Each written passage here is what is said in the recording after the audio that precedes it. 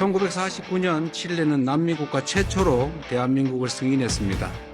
지리적으로는 멀리 떨어져 있지만 특별하고 소중한 역사를 함께 가진 오랜 우방이자 태평양을 마주하고 있는 이웃입니다.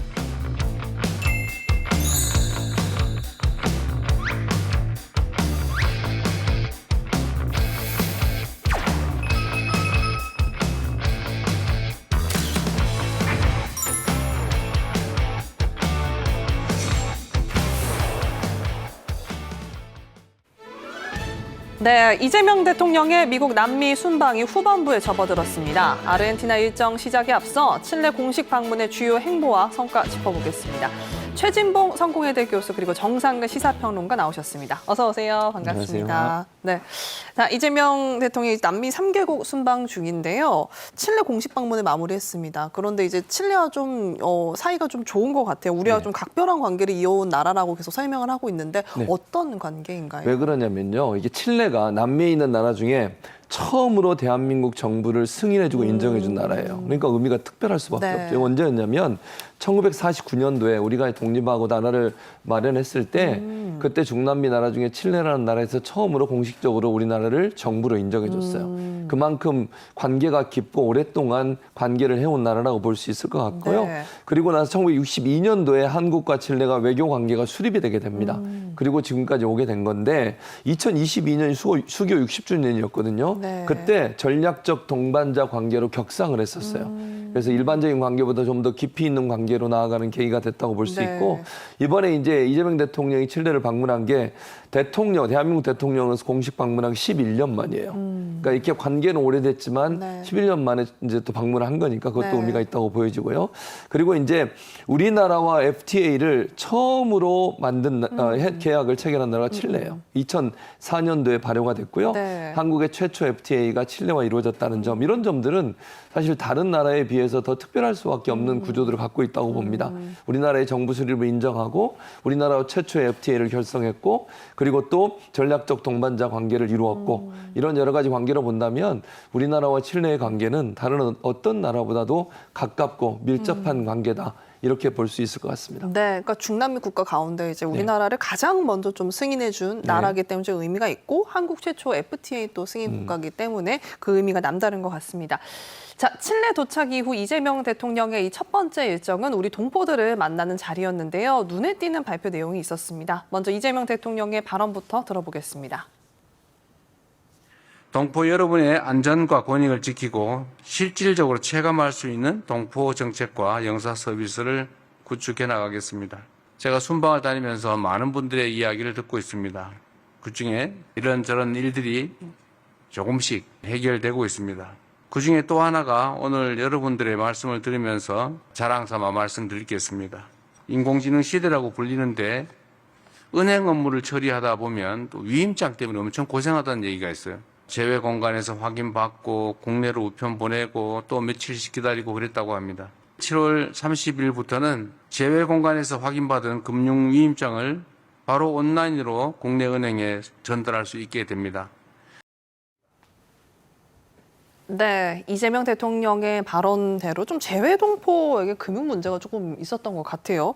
해외 거주 동포들이 좀 국내 은행 문제를 해결할 때 좀 상당한 불편감이 있었다고 하는데 이 부분이 조금 해소가 되는 것 같습니다. 어떤 내용인가요? 네, 맞습니다. 뭐 예금이나 뭐 대출, 뭐 각종 은행 업무, 뭐 우리나라에 있으면은 그렇게 뭐 까다롭지 않은 일들인데 이게 재외 동포들한테는 상당히 좀 복잡한 일이었던 모양이에요. 네. 먼저 이제 국내에 좀 대리인을 지정을 하고 재외 공간에서 영사 인증까지 받은 금융 위임장 원본을 이거를 국제 우편으로 보냈어야 했는데 이렇게 되면 우편 배송이라는 것 자체가 뭐 수일에서 수주가 그쵸. 걸릴 수도 있고 또 중간에 분실이 될 수도 있고 또 배송비 부담도 있고 하여튼 여러 가지로 좀 문제가 있고 불편하다라는 지적들이 제기가 돼 왔던 모양입니다. 그래서 재외동포청에서 이제 30일부터 디지털 영사 인증 금융 위임장 서비스를 공식 개시했는데요. 기존의 종이 위임장을 365 민원 포털을 이용해서 디지털 방식으로 바꾸고 그리고 이에 따라서 국제 우편도 그냥 단순 확인을 거쳐서 국내 금융기관으로 전자 전송하는 방식으로 변경을 했습니다. 대리인도 이제 국내에서 온라인을 통해 이를 바로 또 확인할 수 있게 조치가 돼 있기 네, 때문에 수일에서 수주일 걸렸던 바로 이 재외동포들의 은행 처리 업무가 즉시 혹은 당일로 이 처리가 가능한 좀 그런 시스템으로 바뀌었다고 합니다. 네. 다만 이번에는 뭐 신한은행, 뭐 기업은행, 뭐 농협, 하나은행, 국민은행, 그리고 부산은행, 우정사업본부 이렇게 7개 은행만 우선 참여하게 되는데요. 네. 좀 앞으로 은행을 더 확대해 나갈 계획이라고 합니다. 네, 인터넷이 이렇게 발달을 했는데 이 종이 위임장을 국제 우편으로 주고받으니까 얼마나 불편했겠어요. 너무 좀 시대착오적인 그런 행정이었던 것 같아요. 그러니까 그게 좀 해소가 됐다고 하니까 좀 다행이네요. 자, 이재명 대통령의 이 칠레 방문에 앞서서 외신과의 또 서면 인터뷰를 진행을 했었습니다. 네. 어떤 내용이었는지 좀 궁금한데요. 가장 눈에 띄는 건 이제 FTA를 최초로 체결했다고 그랬잖아요. 네. 남미에 있는 나라 중에. 근데 그 FTA가 2004년도에 발효가 됐으니까 22년이 지났잖아요. 이 부분을 좀 현대화해야 된다. 그러니까 그때 당시의 상황에 맞게 FTA가 체결이 돼 있는데 이걸 좀 더 현대화하는 작업을 하자라고 이재명 대통령이 얘기를 했고 네. 그게 주로 이제 두 가지 측면인데요. 공급망 확대예요. 이게 이제 칠레 같은 경우에 세계 최대 규모의 리튬 그리고 구리 매장량을 보유하고 있는 나라예요. 네. 그래서 우리나라와 이 FTA에서 이 부분을 좀 더 강조해서 집어넣는 부분. 또 하나는 이게 탄소 중립 전환 관련된 부분도 FTA에 집어넣자. 전 세계적으로 탄소 중립이 지금 중요한 네, 이슈가 네, 되고 네, 있잖아요. 네, 네. 이런 부분도 FTA에 집어넣는 것도 함께 논의가 됐다고 볼 수 있을 것 같고요. 단순한 무역 규범을 개정하는 것을 넘어서서 네. 조금 더 현대화될 수 있는 여러 가지 조건들을 집어넣는 그런 FTA로 좀 발전시켜 나가자고 하는 제안을 했고 그다음에 비즈니스 기회를 창출하고 혁신을 지원하는 그런 내용도 좀 집어넣자고 그랬어요. 그래서 비즈니스 혁신이라고 하는 것도 사실은 뭐 이 예전에 있었던 그 시스템으로는 지금의 현대화를 따라갈 수 없으니까 네. 그걸 바꾸는 부분들이 중점적으로 들어갔다고 볼 수 있을 것 같고 결국 이렇게 이제 그 핵심 광물들을 FTA에 좀 더 강하게 포함시킨 이유는 우리나라 같은 경우에 안정적인 수요를 이렇게 공급받을 수 있는 그런 시스템을 만들겠다는 의미가 있는 것 같고 그다음에 첨단 산업 기반을 갖춘 국가로 우리나라를 만들기 위해서 핵심 광물이 필요한 부분이 있거든요. 이런 부분들을 네. 좀 더 안정적으로 공급받을 수 있도록 하는 시스템을 만드는 것이 목적이 된다고 볼 수 있을 것 같고요. 네. 또 하나 이제 2028년도에 유엔 해양총회를 우리와 칠레가 공동 개최하기로 했거든요. 이 부분 관련한 내용도 인터뷰에서 들어갔어요. 그래서 네. 어떻게 잘 준비할지 또 이 준비 과정을 통해서 두 나라가 좀 더 밀접하게 가까워질 수 있는 기회가 되지 않겠어요. 그런 점에서는 양국 관계를 좀 더 가까운 동반자적 관계로 발전시켜 나가는 계기가 될 거다. 이런 전망도 함께 들어갔습니다. 네, FTA 좀 현대화 관련된 내용이 좀 서면 인터뷰에 담긴 것 같습니다. 자, 이재명 대통령의 이런 서면 인터뷰 내용은 양국 정상회담을 통해 또 구체화됐는데요. 먼저 공동 언론 발표 내용 들어보시겠습니다. 대한민국과 칠레가 서로의 진정한 친구인 아미고로서 서로의 손을 맞잡고 양국의 더 나은 미래를 함께 열어나가기를 소망합니다. 대한민국과 칠레의 공동 번영을 위해서 영원한 우정을 위해서 함께 노력하면 좋겠습니다. 네, 아미고 이제 스페인어로 이제 친구라는 의미를 뜻하는데 이제 이 대통령은 이제 양국이 좀 진정한 친구로 벗어났으면 좋겠다, 이제 발돋움했으면 좋겠다라고 좀 강조를 했습니다. 이번 정상회담에서 좀 어떤 구체적인 성과가 나왔는지 좀 궁금한데요. 네, 아까 말씀하셨던 이 한칠레 FTA를 좀 현대화하기 위해서 이 한칠레 FTA 위원회를 이제 10년 만에 재가동하기로 했습니다. 네. 이뿐만 아니라 이 환태평양 경제 동반자 협정, 뭐 태평양 동맹, 이 디지털 경제 동반자 협정 같은 이 주요 경제 협력체에서도 파트너십을 더 강화하기로 했습니다. 네. 그리고 이 핵심 광물에 대한 공급망 강화도 눈에 띄는 장면이었는데요. 네.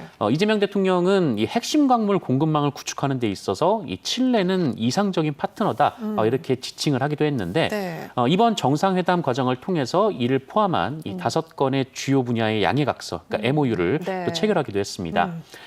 이 광물자원 파트너십 같은 경우에는 이 공동위원회를 장관급으로 격상을 하고 또 국장급의 실무 채널도 신설하기로 했고요.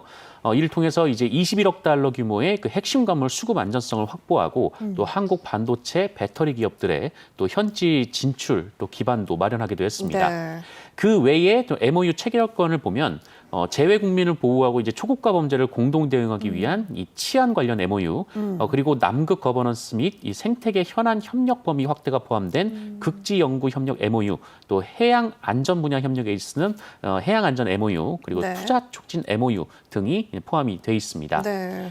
뿐만 아니라 이 칠레의 이제 최대 국책 사업으로 알려져 있는 그 차카오 현수교 건설, 네. 이 남미 최초의 이제 4차선 현수교라고 하는데요. 네. 이 건설을 우리 기업이 맡아서 진행을 하고 있거든요. 네. 이것을 좀 양국이 협력해서 좀 칠레의 좀 랜드마크식으로 완성하기 위해 좀 정부 차원에서도 협력을 강화하기로 했습니다. 네.